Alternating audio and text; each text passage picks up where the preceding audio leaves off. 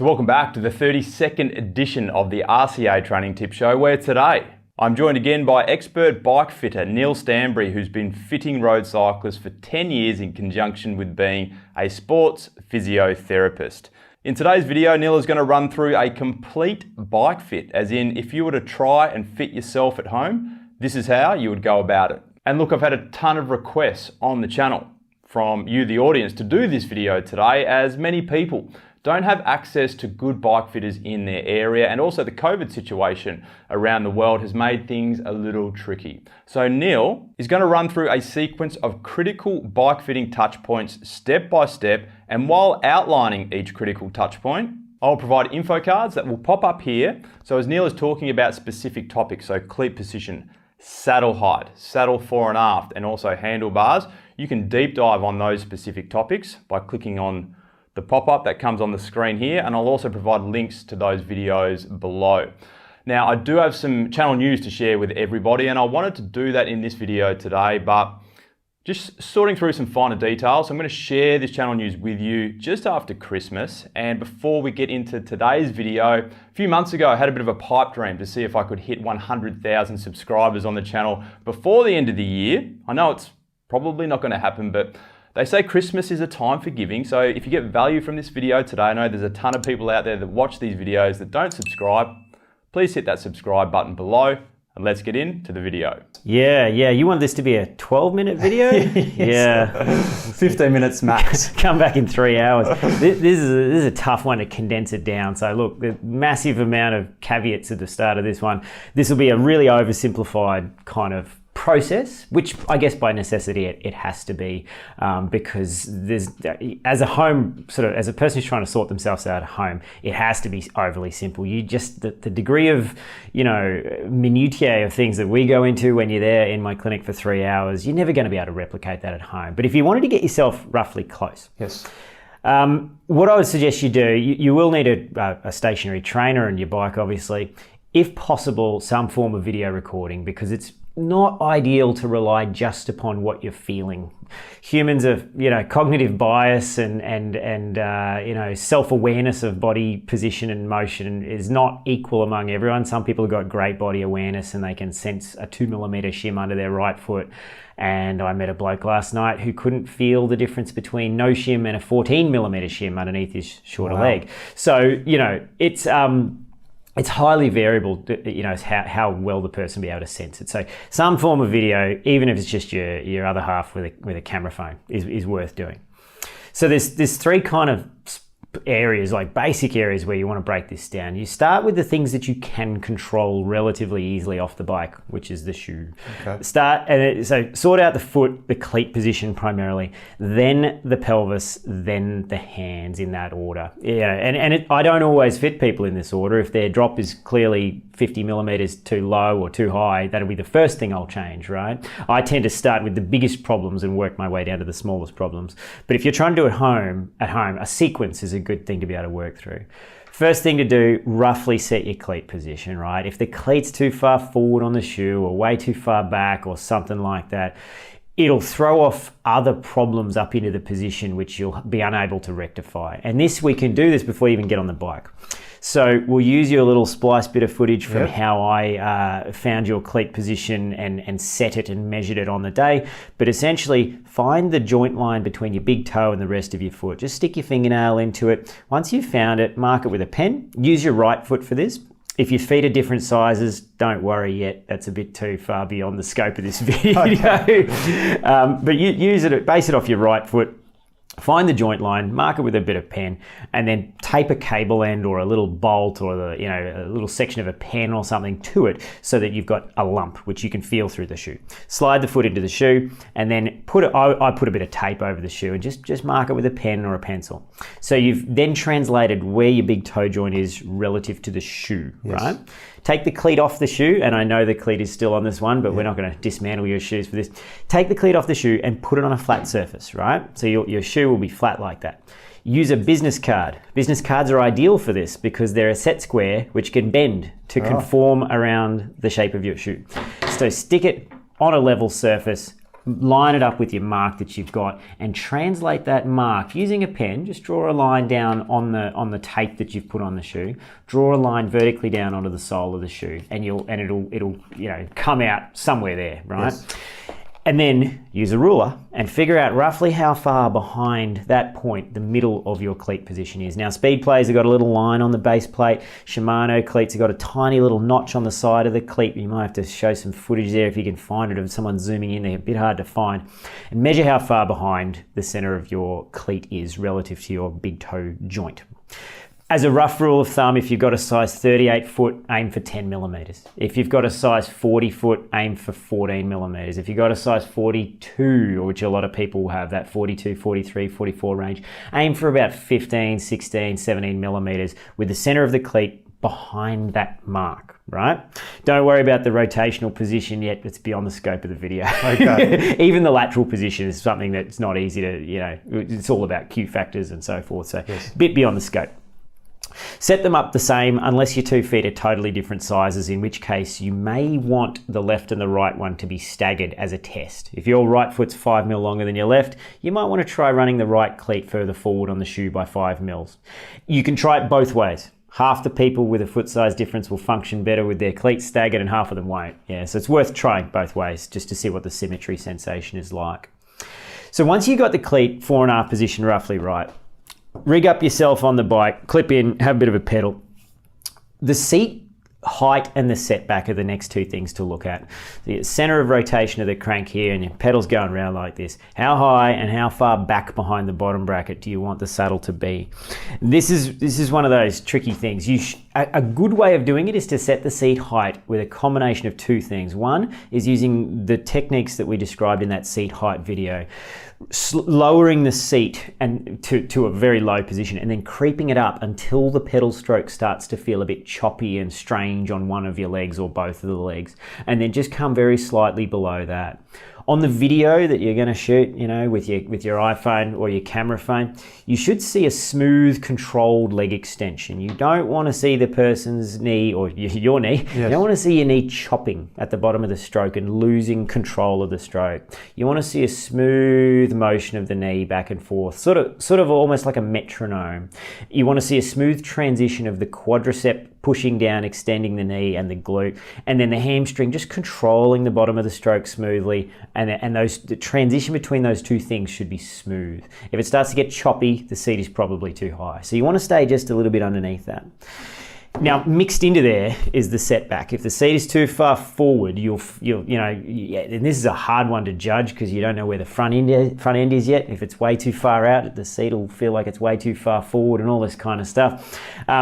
But you want to see, that old thing, the plumb bob kind of trick. If your knee is roughly over the center of the pedal, on the downstroke, you're in the ballpark. It can be still 40 mil off, right? So I guess it's a pretty big ballpark. Yes. But what you then want to do is once the seat height is pretty close to where you want it, you think you've got control of the stroke, start moving the seat forward and back and have a feel of what it does to your hands primarily, and also secondarily to your pedal stroke. When the seat's too far forward, if it's at the right height, you'll start to feel really quad dominant. You'll feel like you're way out over the pedal. There'll be a lot of weight on your hands, probably a sign that the seat's too far forward. If it's way too far back, you'll feel really light on your hands, but you'll feel really hamstring heavy, and the stroke will feel like you're not kind of getting over the top of the stroke and pushing down solidly on the pedal, that kind of stomp, that push down that should feel nice and strong. You'll start to lose that when the seat is too far back. So what sort of pressure should somebody be riding while they're testing these things? Yeah, it's a good question. Somewhere around your 20-30 minute load. So it should be done at a decent tempo. Yeah, yes. If they're cruising along at 50 watts, everything will feel heavy on the hands because there's going to be more weight on your hands when you're cruising than when you're going hard.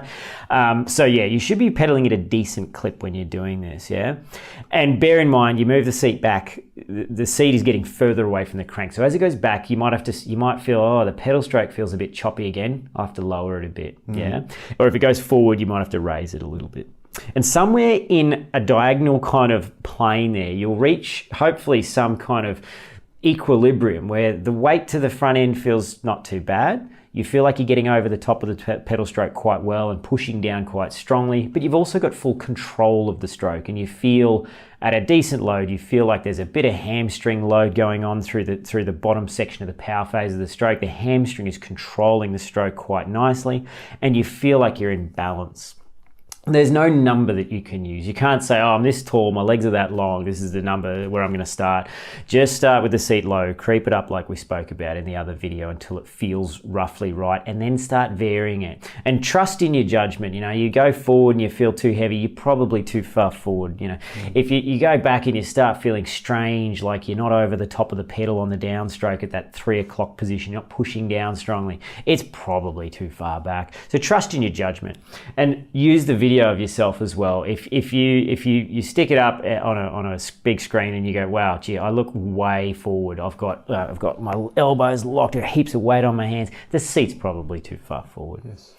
And you know, because the people that are doing this at home they don't have my experience of looking at thousands of riders from the side. They won't be able to immediately trust their judgment on what they see. They're probably better off going off what they feel as a judgment call. But if you've got a good idea, you know, what a good competent cyclist is supposed to look like on a bike, you can use the visual indicator of the footage to say, oh wow, I look really far back, you know, I look really stretched out or something like that.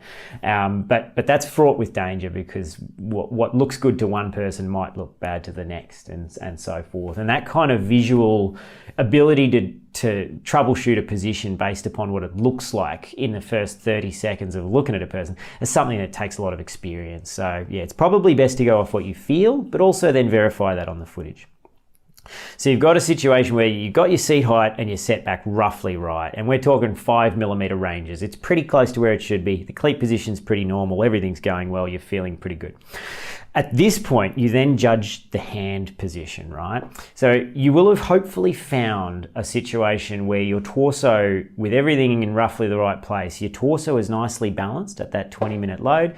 You've got a situation where you can cantilever your torso out from your pelvis with very little load on your hands, or very little projection of your shoulders forward, or, you know, shoulders aren't being pushed up, that kind of thing. And then all you want to do is place the hood in a position and an arc of rotation. So it can be either high and a bit longer, or short and a bit shorter, somewhere within an arc, which can span, it can be quite a big arc for some people, but it's usually a 20mm arc of reach and drop. Somewhere in an arc there, you'll have a situation where your hand is on the hood, your elbow is bent, you know, 20, 30 degrees. It's relaxed is the point. It's not locked out. You look at this is where the video footage can help. If your scapulars are being pushed forwards, they're being projected forwards, it often, but not always, means the bars are too far away. Okay. So the rider will unconsciously do this to make their reach longer. What you ideally want is a more neutral shoulder position. If you're seeing this, they're probably too far away. So shorten them, bring them closer to you.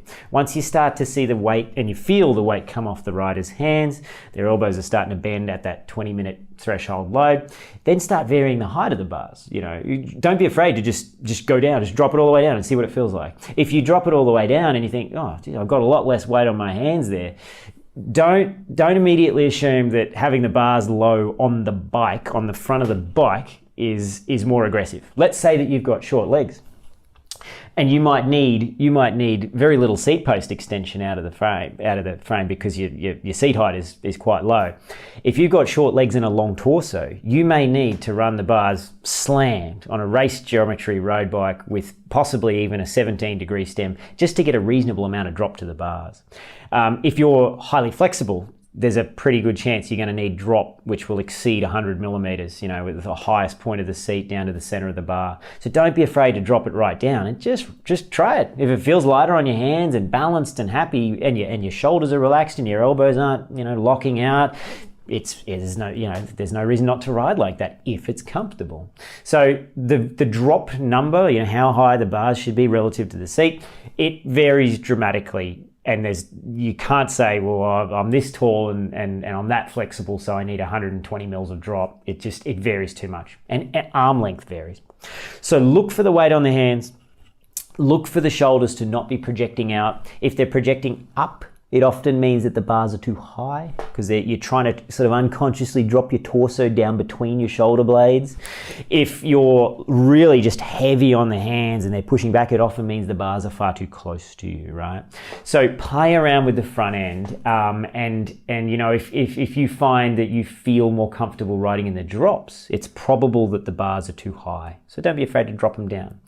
You know, last night, for example, I met a 60-year-old bloke who was pretty inflexible. He had bad posture, all this kind of stuff. The guy functioned best with 125 mils of drop to the bars, which is quite a lot. It's 30 mils more than I run, 35 mils more than I run, and I'm 20, 30 years younger than the guy and more flexible. And he had long arms, and he bent forwards on a bike relatively well, deceptively well, given his lack of flexibility. So don't be sort of pigeonholed thinking, oh, I'm 60 years old, I'll have to run 50 mils of drop to the bars, or you know, I'm a lean, mean gymnast and I need to run 200 mils of drop to the bars. It's highly variable depending upon a lot of things which you can't measure and shouldn't bother measuring on the person, like arm length and stuff like this. You just have to judge it off the posture of the rider and how they feel. You're looking for a relaxed elbow position. No projection of the shoulders forward, back, up or down. They should be relaxed, and very little weight on the hands. And just experiment with it. It's one of the easiest things to change. Just drop the bars low. You know, take the top cap off, lower the bars 20 mil, and just see if it feels better or worse. And experimentation with the front end, once you got the back end pretty close, you should be able to isolate out the two different sensations, you know, because you drop the bars and it does change the position of the rider's pelvis and all this kind of stuff. So if you make a huge change to the front end, you may need to alter the rear end secondarily to that. Yes. Yeah. So imagine you decide that you want to run your bars 30 millimeters lower because you've found out that that's where you feel the lightest on your hands. As you do that, most riders will roll their pelvis further forward on the seat, which brings the pivot point of the hip forward and down relative to the crank. So the seat may need to go up and back slightly when the bars go down. Yeah. So once you got the front end pretty close, go back and tweak the rear end using the same techniques that we just described if you've made a big change. Yeah, if you've made a 5 millimeter change to the front end, it's not going to be enough to make a big difference to the back. But if you drop the front 30 mil, you're going to need to probably go up and back a little bit on the rear compared to when the bars were higher. It's like a jigsaw puzzle. It's all linked. Yeah, it's part of the fun. Yeah. So look, those are the three things, and this is like a dramatic oversimplification. And there's so many holes in these things that I could pick even with my own argument. Yes. But if you're trying to do it yourself, you know, judge it off mostly what it feels like, but don't be afraid to use a bit of footage. You know, you get your other half to film you and go, gee, I'm really losing control of the stroke there. Maybe I should try lowering the seat, you know, or wow, I'm dropping my heels ridiculously. I should try running a more rearward cleat position. Yeah, you can reference back to that video we did on cleat position. Yes. You know, so you can tweak it within those parameters. If you look at your footage of yourself and think, I'm a bit of an oddball, I look a bit weird in that way, or you know, I'm way too stretched out. It doesn't feel too stretched out, but I look like I'm projecting my shoulders forward and locking my elbows. Try running a shorter stem, 20 mil shorter, just see if it feels better. You know, borrow one from your mate and chuck it on and see how it feels. And hopefully with a bit of experimentation, devote a couple of hours to it. You know, most people don't even do this, just jump on their bike and ride and, you know, tweak it occasionally here and there, but sit yourself down with a trainer and devote a bit of time to it, because it is worth doing, getting it roughly right. It'll dramatically limit your chance of injuries and, you know, hugely improve your comfort if you're a long way off where you should be.